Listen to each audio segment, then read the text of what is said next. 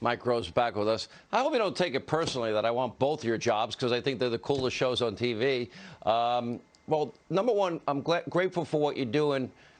But like I look at the guys you feature on Deadliest Catch. These guys can die out there, the hard work they do. I love those guys. And I'm looking at these restaurant guys, and I'm like, these people are dying. They're suffering. There's no freedom. We're all a bunch of sheep, and it's annoying me. Your thoughts? I'll tell you what occurred to me in the last segment, watching Pete and Candace and you talk. Here's the question. What do Joy Behar, Candace, Pete, you, and me all have in common? I'm listening.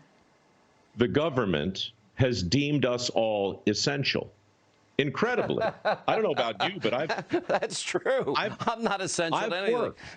Yeah. I've worked every day in my chosen field since March in some way, shape, or form.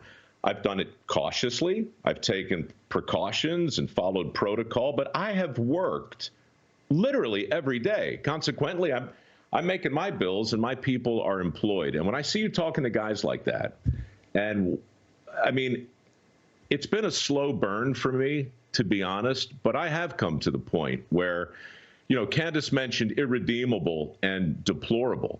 There's a new word for 40 million people in this country, non-essential. And it's crazy. We have deemed a giant hunk of our people essentially one click away from unimportant or worthless. What happens to an economy when you call men like those non-essential people? The fact that you and I are allowed to work in our chosen field and they can't is just another example, in my opinion, of a big cookie cutter approach in the name of public safety, where we treat everybody basically the same except for the essential folks. And this is weird for me to say, Sean, because I hosted the granddaddy of essential shows. Dirty Jobs and Deadliest Catch really are about essentiality. But during this pandemic, I've seen firsthand that everybody is essential to somebody, even if you're just working to pay your own bills. Hey, so Mike, something is going on here that is fundamentally upside down. And the fact that these policies are now being instituted by leaders who have shown themselves to be the very definition of rank hypocrisy is, I'm afraid, going to lead us into a place where it's going to be very difficult to get the poop back in the goose.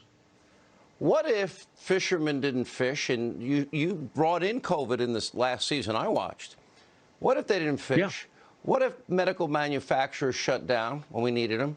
What if farmers didn't farm, packers didn't pack, and truckers didn't truck? What would have happened to all of us? Frank Capra asked the same question even more broadly in It's a Wonderful Life. He said regarding George Bailey, what would happen if this one man had never been born? Had he never walked the earth?